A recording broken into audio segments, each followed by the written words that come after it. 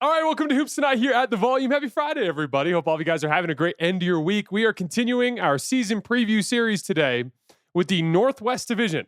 So that's the Denver Nuggets, the Oklahoma City Thunder, the Minnesota Timberwolves, the Portland Trailblazers, and the Utah Jazz. We're going to be touching on all 5 of those teams today. You guys know the drill. Before we get started, subscribe to the Hoops Tonight YouTube channel so you don't miss any more of our videos. Follow me on Twitter @_JasonLT so you guys don't miss show announcements. Don't forget about our podcast feed, wherever you get your podcasts under Hoops Tonight. It's also super helpful if you leave a rating and a review on that front. Jackson's doing incredible work on our social media feeds on Twitter, Instagram, Facebook, and TikTok. Make sure you guys follow us over there. And last but not least, if you guys want to get mailbag questions into our mailbags, drop them in the full episodes on YouTube in the comments, and we'll get to them regularly throughout the season. Our next mailbag will be the week after we finish this season preview series. All right, let's talk some basketball. So we're starting with the Denver Nuggets today. A little quick recap of their offseason. They lost Vlatko Koncar. They lost DeAndre Jordan, Michael Porter Jr., Dario Saric, and Russell Westbrook. They added Cam Johnson, Tim Hardaway Jr., Bruce Brown, Jonas Valanciunas, and essentially adding Deron Holmes, who's coming back from an Achilles tear, a guy who was drafted in the first round last year, but got hurt in training camp, I believe, or either right before training camp, but he's going to be coming back this season. Then another guy they added this summer that I'm going to have my eye on is Kessler Edwards. He'll have to compete for a roster spot, but his per 36 numbers were pretty impressive last season. In addition to being a big physical perimeter athlete, he averaged 10 points and 7 rebounds per 36 minutes with a 2.5 to 1 assist to turnover ratio. Shot 50% from the field, 41% from three, 92% from the line. So 50, 40, 90, a good playmaker relative to most role players in that type of slot. 2.3 stocks per 36 minutes. Another guy that I think has a decent chance to impress in Nuggets training camp. So no way to look at this as anything other than a massive influx of talent. I have issues with a guy like Jonas Valanciunas in a starting role, but he's unquestionably a substantial upgrade from DeAndre Jordan as a backup center.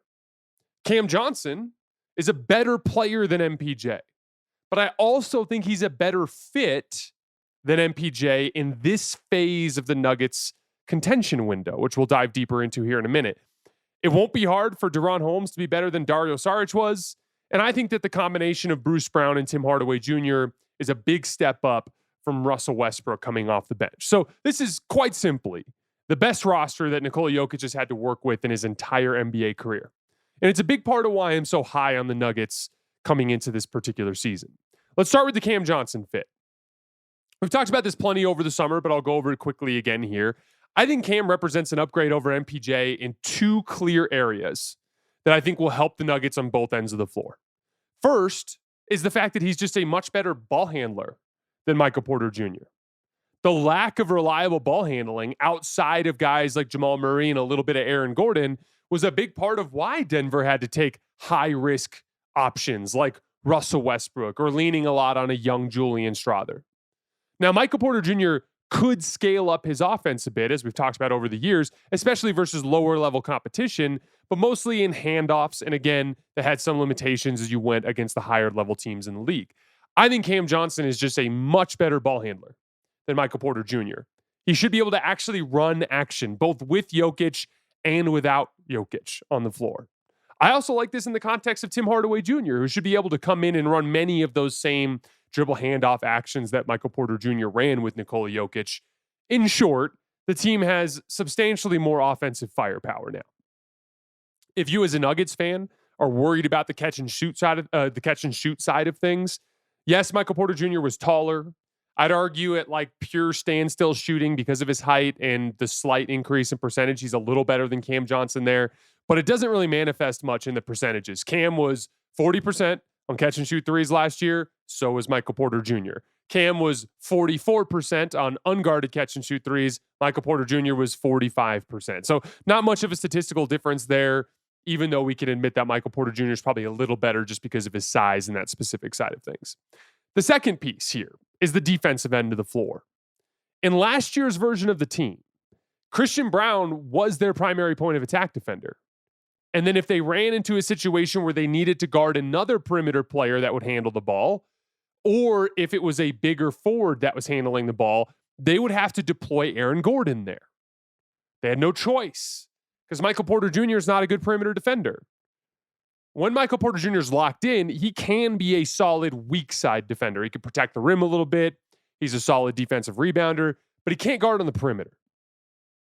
I'm not saying that needing to deploy Aaron Gordon on the perimeter is the reason he got hurt, but at this phase in his career with the mileage that Aaron has on his body, I'd prefer to not ask him to do that as much. Certain matchups like LeBron James, Kawhi Leonard, some guys that might be too strong for Cam, sure. But I think Cam is a perfectly fine option to be your secondary point of attack defender behind Christian Brown. That should allow you to keep Aaron Gordon in help side more, keep him rotating at the rim, keep him there for defensive rebounding. Aaron Gordon had a little bit of a drop off in his rebounding last year. It wasn't just injuries. A lot of it has to do with how often he had to be deployed on the perimeter. I just think that that's a better all-around foundation for Denver's defense. In general, I just think Cam's a better player than Michael Porter Jr., but he also is a better option on both sides of the floor for this phase of where Denver is in their title contention. With Jonas Valanciunas, the big thing I'm looking for is scheme consistency. In years past, Denver would go small when Jokic was off the floor much of the time. They tried centers, obviously, to no avail, but they would mostly go small, and they'd do more switching on defense, and Aaron Gordon and Jamal Murray would mostly go matchup hunting. And frankly, it just didn't work in the large sample. They didn't really have any other option, though, and that's really the big difference here. They didn't have any options that they could go to other than that. Going small, switching, attempting to pick teams apart through matchup hunting with Gordon and with Murray. Having Jonas will allow them to play a very similar style on both ends of the floor to the way they played with Nikola Jokic, right? Dribble handoffs, two-man game with Jamal Murray.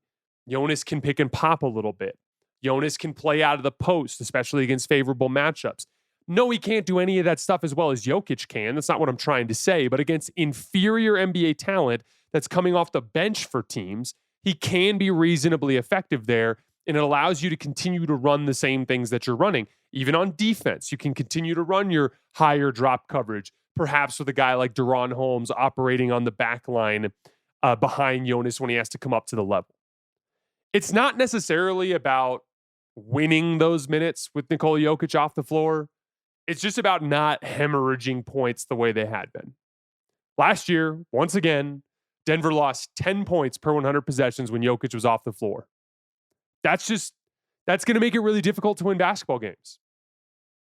In the playoffs, in 183 possessions with Jokic off, they lost by 31.1 points per 100 possessions. That is devastating to your chances.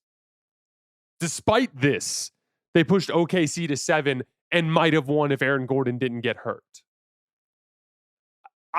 To be clear, it's not just about Jonas either. I want to be clear here as you kind of look down the roster.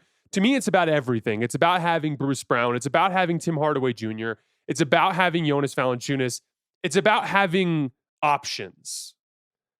I once had someone tell me, money doesn't give you happiness, but it gives you options.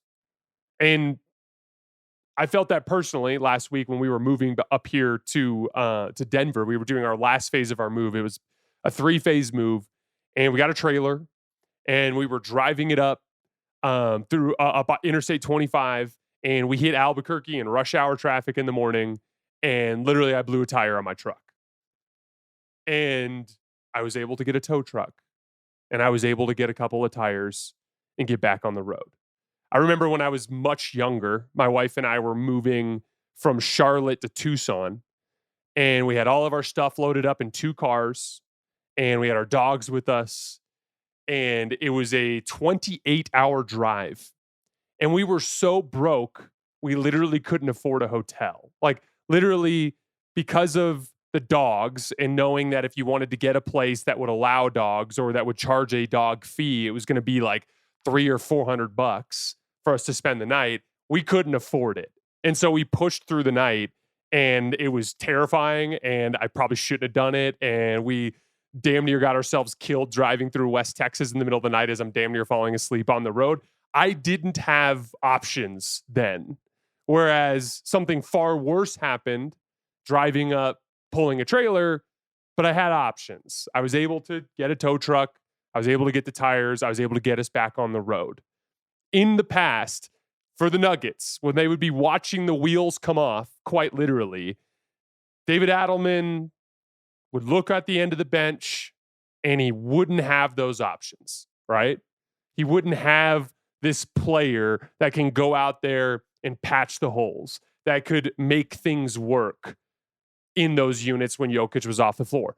This is what I mean when I say going beyond just Jonas. So, for instance, like one of the things that Mike Malone would also do over the years is he'd be like, well, I'm just going to stagger the starters more in with the bench unit and just have Jokic carry your inferior units.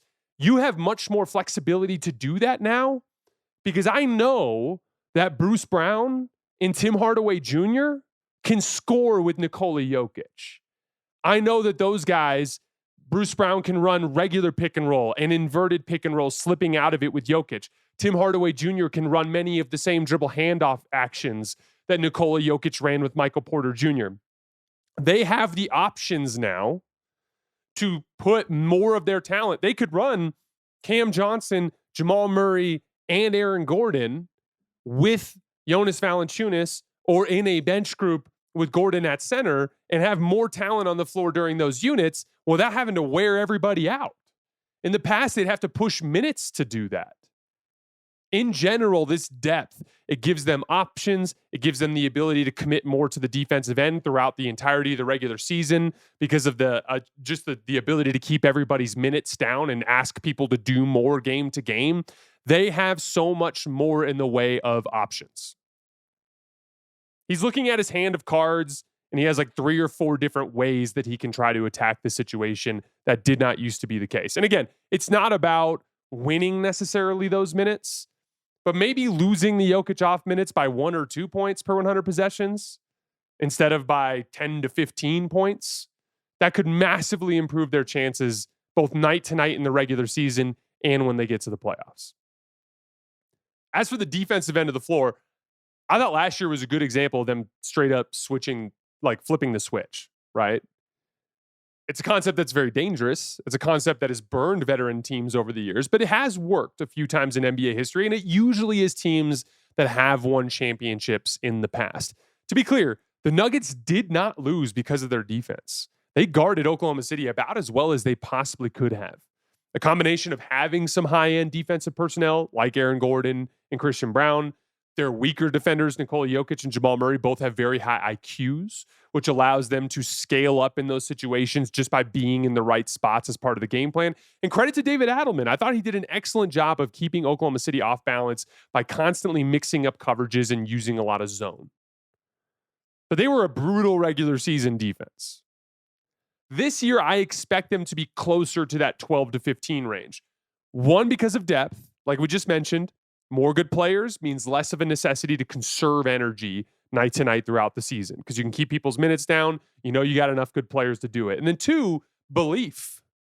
I think this team's going to go into training camp feeling like they have the opportunity of a lifetime to hoist the trophy again this year. That should lead to more buy-in throughout the season. I think this is the best team in the league. I think Jokic is a substantially better player than Shai Gilgeous-Alexander. I think this roster is tailor-made to his strengths. I think if they can stay healthy, if they can get anything close to the Jamal Murray they had in 2023, I think they're going to win the trophy. They have their vulnerabilities, especially against the second-tier teams in the West, like Minnesota has given issues because of their center rotation. The Lakers, because of Luka Doncic. Luka can cause some problems for their pick-and-roll defense. But I still think they're better than both of those teams. And I think they match up really well with Oklahoma City. So they're my pick to win the title this year. We'll get into the actual contender rankings the week after we finish our season previews. Today's show is brought to you by our new presenting sponsor, Hard Rock Bet. We are still a month away from basketball tip-off, but with Hard Rock Bet, the action never stops. The WNBA finals start this weekend. If you haven't placed your first bet, now is the perfect time. Bet $5, and if it wins, you don't just get your payout, you also cash in $150 in bonus bets on top. If you don't want to wait, you need more hoops in your life, NBA futures are already live on Hard Rock Bet. You can bet the finals, MVP, Rookie of the Year, Sixth Man, and a lot more. Open up the app to see everything that's live and lock in today's odds if you like what you see. And on Wednesday, if you're already betting on the Hard Rock Bet Sportsbook app, you know what that means. It's the last day to use your legendary rewards drops. Open up the app today. You could have a bonus bet or who knows what's in there. More drops every Thursday. The rewards and promos are nonstop. Download the Hard Rock Bet app today and make your first deposit. Moving on to the Oklahoma City Thunder. So to be clear, right off the top, I'm picking Denver to win the title, but this isn't like a Denver with Oklahoma City way down here. The gap is very small to me. If anything, I'd say they're on the same tier. I just would pick Denver to beat Oklahoma City in a series. Quick offseason recap. They're basically the same team, plus Nikola Jokic is coming back from an injury that caused him to miss all of last year. I actually think Jokic could end up having like a decent-sized role on this team because as Indiana kind of exposed last year, they do have a little bit of a ball handling deficit. And I think they could use someone to help them run their offense for stretches, help with some advantage creation, especially when Shai's off the floor. So I wouldn't be surprised if he plays quite a bit this year. The story of the Thunder is going to be internal improvement in this season. It's been an arms race in the Western Conference all summer. The Nuggets added a bunch of talent. We just covered that. The Lakers are getting a better version of Luka and a massive upgrade at center. The Rockets, obviously they lose Fred VanVleet, but if they can pull off a trade for a guard, they'll be a top-tier contender.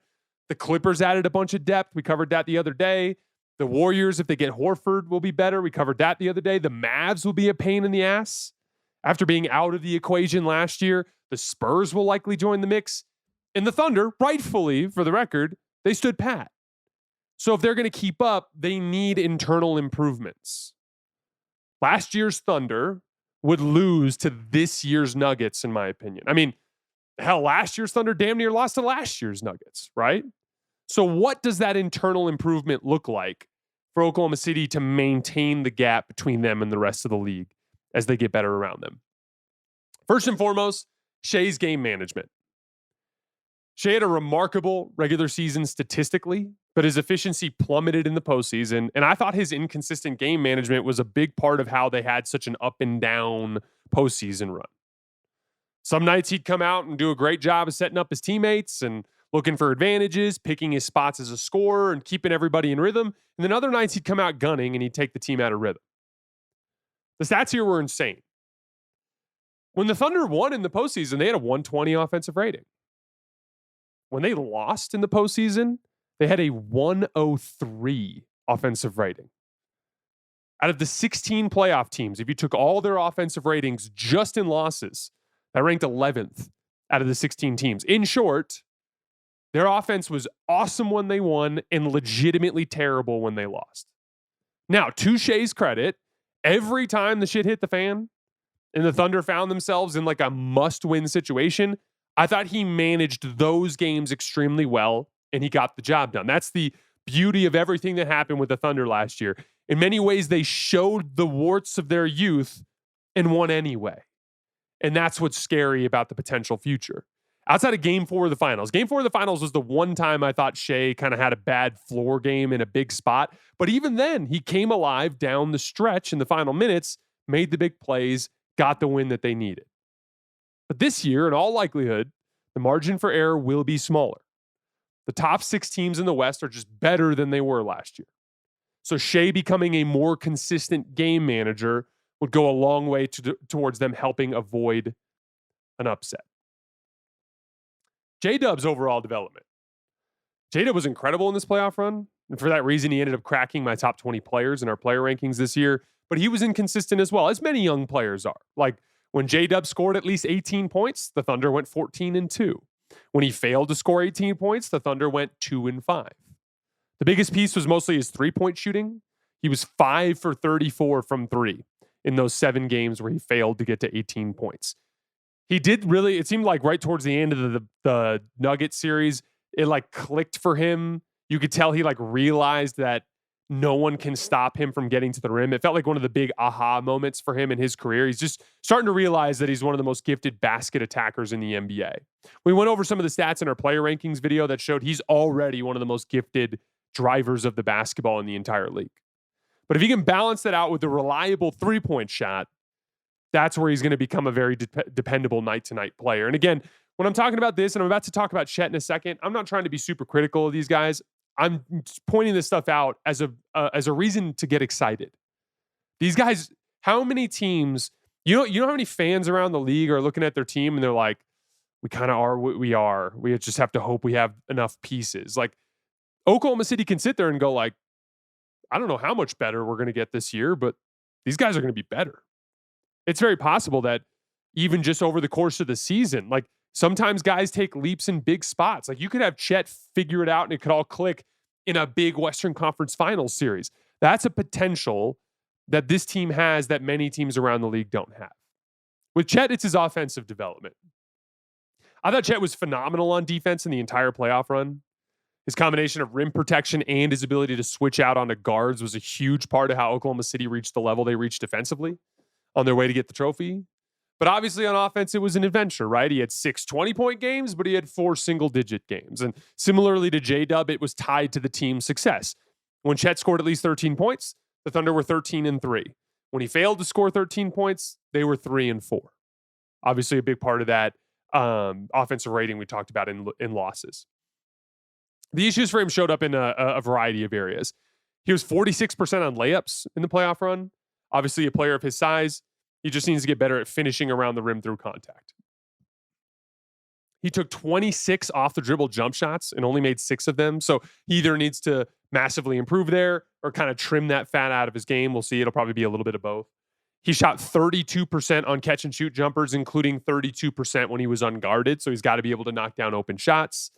And again, these are not criticisms. You literally just won the title, and Chet is 23 years old. He's going to get way better. And when he does, he's going to be one of the best players in the league. Like I genuinely believe Chet has like Anthony Davis level two-way potential. That's what he's capable of getting to. He's obviously years from that, but he has that capability. And how far he gets in that direction this season is going to be a big part of whether or not they can stiff arm the rest of the Western Conference. And again, like whether it's Chet or it's J-Dub or it's Shai or it's guys like Kason Wallace or whether or not Nikola Jokic ends up succeeding in a decent sized role, that will be the difference in whether or not they can stiff arm these teams or not. The West is an absolute beast. The top 6 teams are insane. I found the stat the other day and I found it very interesting. The big reason Oklahoma City got to 68 wins wasn't that they outclassed the West. They only won 3 more games against the West than the Los Angeles Lakers did, led by old man LeBron James. They went 29-1 against the East. That game where Oklahoma City barely lost in Cleveland, that was their only loss against an Eastern Conference team all season. This is not an unbeatable team. As I said, I have them right there with Denver as the best team in the league. And again, all of those teams below, whether it be Houston or the Lakers or Minnesota, Anthony Edwards got his ass kicked last year. You don't think he's coming back with a little bit more of an attitude and a little bit more of a effort to improve in the areas where Shai kicked his ass? We're going to talk about it in a second. The Clippers are a threat. Golden State's a threat. These are all upset threats, right? And then Denver's right there with them. This is not going to be easy for Oklahoma City to repeat. They're going to need that internal improvement. But to make it very clear, if they do get substantial leaps out of Shai, out of J-Dub, out of Chet, they'll kick everyone's ass and they'll hoist the trophy again as the first repeat champion since 2018. Moving on to the Minnesota Timberwolves. Relatively uneventful offseason. They lost Nikola Alexander-Walker, who's a really good player that I like, but it's a big loss for sure. Luka Garza and Josh Minott. They added Joan Behringer in the draft, who's like a super raw French big, and some end-of-the-bench guys. I think it's more likely that we just see more of like Terrence Shannon and Jalen Clark rather than a guy like Johnny Juzang, for example, but we'll see. The Timberwolves, painfully, as a Lakers fan, reminded me last year that they are one of the best playoff teams in the NBA. Regardless of how they look on any given night in the regular season, they're just so damn big and so damn strong and so damn physical and athletic and so damn competitive that they can just physically overwhelm you over the course of a series. But in each of the last 2 years, they've run into a combination of 3 things: an elite defense that can protect the rim and a superior superstar on the other team that could pick apart Minnesota's defense. And in both cases, their impressive playoff runs came to screeching halts. Now, on the defensive end, there's only so much you can do with the supreme superstars of the NBA, but I do think it's worth talking about the game planning. Like, I do think Chris Finch was foolish for having Jaden McDaniels pick up Shai Gilgeous-Alexander that far away from the basket. That was foolish. But I don't necessarily think it changes the outcome of the series. It's just like one of the things. It's worth mentioning, for as good as Minnesota's defense was, both Oklahoma City and Dallas lit them up. So game planning obviously is going to be part of it as well, getting the most out of your defensive talent. But the biggest issue was their offense. Minnesota logged a 104 offensive rating in the 4 losses versus Oklahoma City. That's just not going to get it done. It starts with Ant. He's got to become a more resilient, less variance-dependent scorer. I talked a ton after the Western Conference Finals about how Shai badly outclassed Ant as a mid to short range scorer. And I thought it was literally the difference in the series. Shai outscored Ant 157 to 115 in that series. If your superstar gets outplayed to that extent, it's almost impossible to overcome. Now, what I said at the time was that Ant needed to build out reliable short range scoring. The ability to use his size and strength to get closer to the rim against the elite perimeter defenders of the league, but also to have a shot that he can shoot over the rim protector so he doesn't have to contend with those guys at the rim. So I was relieved when Shams Charania reported last week that Ant had spent all summer working on his post game and his mid to short range scoring. That means Ant is paying attention to what happened. It means he went back and watched the tape. He went back and looked at the numbers and he saw where the area of opportunity was. We shared these stats during our player ranking series, but I want to share them again.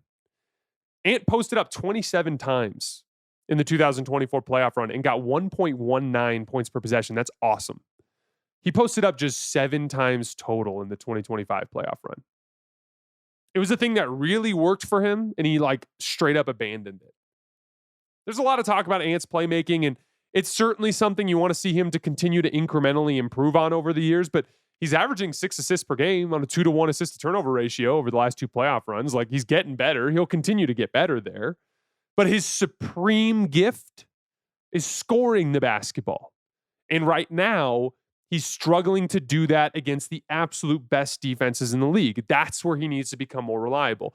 That heavy shift towards three-point shooting, it helped him in true shooting percentage in the regular season. It helped him hit higher scoring volume. I'm not saying he needs to stop taking threes, but he was 6 for 31 from 3 again in the 4 losses against Oklahoma City, because that's something that can happen when you rely on heavy, high volume three-point shooting. Building out a reliable short-range scoring game will help him go bucket for bucket with guys like Shai and the best greats in the NBA. I thought the Julius Randle experiment went about as well as it could have gone, given the clunky fit. He shot better from 3 than you would think. He was 40% over his last 21 regular season games and then 39% in the playoffs. He also provided a face-up and low-post shot creation element to kind of get the defense into rotation. I hated his game 2 and game 4 against Oklahoma City. It felt like he was openly pouting on the floor, but I'm trying to cut him at least a little bit of slack, just simply because Oklahoma City embarrassed a lot of guys with their defense in that playoff run. In general, I think he fits the identity of the team really well.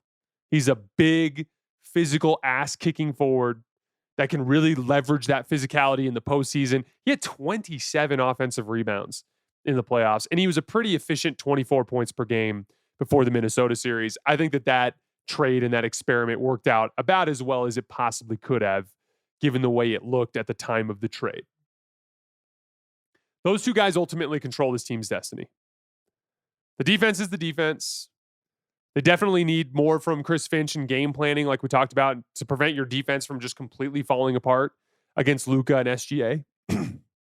So more mixing up of coverages, including some zone, more willingness to adjust when things aren't working. I don't think the Nikola Alexander-Walker loss greatly affects their fortunes.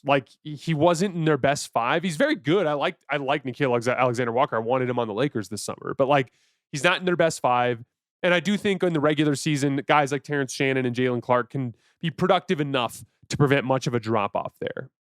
And one of those guys, one of those 2 dudes will end up popping just enough to be able to give you a shift or 2 per game when they get to the postseason.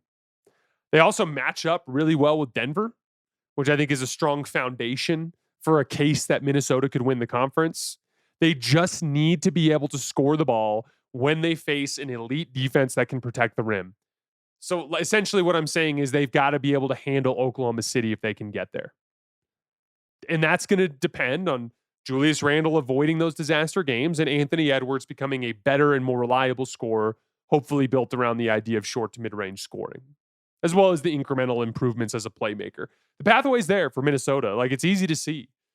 Minnesota gets on the opposite side of the bracket from Oklahoma City and Denver, and Denver upsets Oklahoma City. You get Minnesota, Denver in the conference finals. Repeat of what happened 2 years ago. All of a sudden, you're in the finals and you're probably favored when you get there. But again, that's not guaranteed. There's a good chance you run into Oklahoma City somewhere along the way, especially if they end up with the 1 and 2 seed. So at that point, you're going to have to solve that puzzle when you get there. All right, we're going to go more quickly through these last two. Portland Trailblazers. Offseason recap, they lost DeAndre Ayton and Anfernee Simons. They added Drew Holiday and Damian Lillard, who's going to miss all of the season, and Yang Hansen, who was their first-round pick at number 16. Kind of an interesting pick. Most draft boards graded him as a second-rounder. My guy, Sam Vecini, who is the person I trust the most with the draft, he had him at 48. The Blazers also had just drafted Donovan Clingan. So I guess they're looking at this as like a center by committee thing. I was looking at some quotes, and apparently they're looking at as like Donovan Clingan is your big physical ass-kicking center, and then Yang Hansen is basically like your finesse, offensive skill-oriented center. The Blazers have some really interesting young talent. Shaedon Sharpe had a bunch of really big scoring games down the stretch of the season, although that was a lot of like high-usage chucking. Denny Avdia really popped at the end of the year. In his final 13 games, this is crazy. Denny Avdia averaged 27 points, 11 rebounds, and 6 assists, and he won his minutes. And he did it on 52% from the field, 46% from three, and 82% from the line. And the big thing is, like, again, you see a lot of noise at the end of the year, especially with teams that don't really have anything to play for.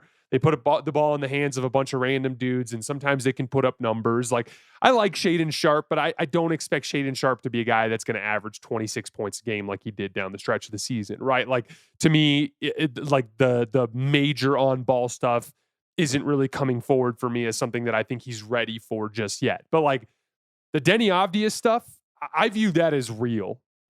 Maybe not to the extent as of him like averaging 27 points per game for a whole season, but especially with the Scoot Henderson injury, who apparently tore his hamstring the other day, I wouldn't be surprised if they start with Denny as like their primary shot creator to start the year. And I wouldn't be surprised if we're 20 games into the season and Denny's averaging like 25 points, 10 rebounds, 5 assists on 60% true shooting. He's a really gifted offensive player.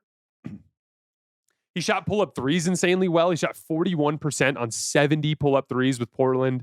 He showed that in ball screens when guys would go under. He showed it in ISO out of dribble combinations on like step backs and things like that. He's got like real downhill bursts. You'll see it in ISOs where he'll just catch and he'll get a big on a switch and he'll just hit the gas going to the right and he'll dust somebody off the dribble. He'll, in a ball screen, if the big's not up at the level, he'll get downhill into the lane. Driving closeouts, he'll hit a really hard like left-handed or like jab step to the left and then drive to the right where he gets really good first step quickness. He's got some bully ball to his game where he'll just power through guys. He'll drop that right shoulder and just go through guys all the way to the basket. He's got like really nice change of pace on his drives. Like in ball screens, he'll put the defender in jail and trap him on the backside and hit a little floater or like a step through, something like that. He'll like burst downhill and then slow way down with slow down steps as bigs jump around him, and then he'll find a little angle. He'll Euro or he'll slide through some weird gap where it'll look like he's driving towards the left and then somehow finish on the right as he slaloms through the lane. Like, it's honestly a little Luka light sometimes. He's got pump fakes and like up and unders and step throughs where he'll get to little short floaters and short jump shots. Honestly, I think it's a really impressive move from this Portland front office to find an underappreciated talent in this league. And to be clear, I wasn't watching the Wizards a ton back then. I wasn't aware of this upside myself, but he has my attention now. And I think he's really, really good. As I was digging into the Portland tape this morning, you're going to see a lot of noise like we talked about. But in that noise, you're going to see things that you think are real. And Denny Avdia being like potentially a legitimate like shot creator in this league is something that I think is real. And I'm really, really excited to watch him this year. Tamani Kamara and Drew Holiday will make a formidable pairing of defensive weapons, and they have a strong defensive center rotation with Donovan Clingan and Rob Williams. They don't have their clear foundational superstar yet, and I'm not sure if Scoot Henderson will ever be that, but they do have some really strong foundational pieces. I think the main goals for this season are find out if Denny is good enough to be a championship number 2, give him the ball a ton, and then see what the upside is trending towards with guys like Scoot Henderson if he can be healthy, and Shaedon Sharpe, right? If they're not, then it's time for you to start planning how to get that foundational superstar. Again, the thought process is you need a number 1, you need a number 2, and you need complementary role players. And you don't know what complementary role players you need until you know what your number 1 and your number 2 are. And I think getting Denny and like seeing that upside, and we'll see. It's got to, it's one thing to do it for 20 games or whatever at the end of the season. You gotta figure out how to do it over the course of a season. There's going to be attempts to figure him out in scouting, and teams will figure out ways to guard him better than they did. There was a lot of like going under picks on Denny. There were certain teams that chased him over. Like I watched a game with the Knicks where they chased him over the entire game, and that's where he showed a lot of that, like putting the defender in jail type of stuff. But then there are other games where dudes are dying on picks, and it's like, yeah, if you're going to hit pull-up threes at 40%, they're going to start chasing you over the top, right? Like we're going to see the league try to figure Denny out, and then we will find out if Denny is worth building around as that like secondary star on a real team with real chances. But Portland's going to be a really fun league pass team this year. I wouldn't be surprised if they got up around 30 to 35 wins, but we will see. Lastly, today, the Utah Jazz. They lost Jordan Clarkson, John Collins, Colin Sexton, Johnny Juzang, Jaden Springer, and they added Mo Bamba, a bunch of vets that they'll probably trade or buy out at some point, like Kyle Anderson, Kevin Love, Georges Niang, and Yusuf Nurkic. A couple of really interesting draft picks, like Ace Bailey out of Rutgers, he's like a tough shot maker that can't make tough shots yet, and a lot of unrealized defensive upside. So in other words, like a big upside pick. So we'll see if he can reach that upside. And then Walter Clayton Jr. is the guard out of Florida who made a name for himself in the NCAA tournament in a deep run. I don't have a ton to say about the Jazz. They don't feel like they've made any progress towards their big picture plans. They clearly don't have their franchise superstar yet. I mean, Ace Bailey has that upside, I suppose, but that's a long shot. It's certainly like a half decade away. And I like Lauri Markkanen as a potential number 2 for the right superstar. We're going to talk about him in the context of the Detroit Pistons in the video coming up on Monday. But he's 28 years old now. So I'm not sure how he fits Utah's timeline unless you have a plan to bring in a superstar that's older, right? I continue to see reports coming out of Utah that they have no intention of trading him, which makes no sense to me. Like, I get that he's a great guy and a great player and you like having him in the organization, but he's a great vehicle with which to give your team more opportunities to find the foundational superstar, which you don't have yet. There's no young player on this roster below the age of 25 that has real big picture upside other than Ace Bailey, who you just brought in and we've never seen play in the pros and in college was a mess, right? So like, I guess this year there's some interesting stuff, right? Like we'll see if the Jazz trade Lauri to a contender. We'll see if Ace Bailey pops at all, but I'm kind of unfamiliar with where Utah is trying to get at this point in time. All right, guys, that's all I have for today. As always, I sincerely appreciate you guys for supporting us and supporting the show. We'll be back on Monday, going back out east, I believe the Central Division, if I remember correctly. So I will see you guys then.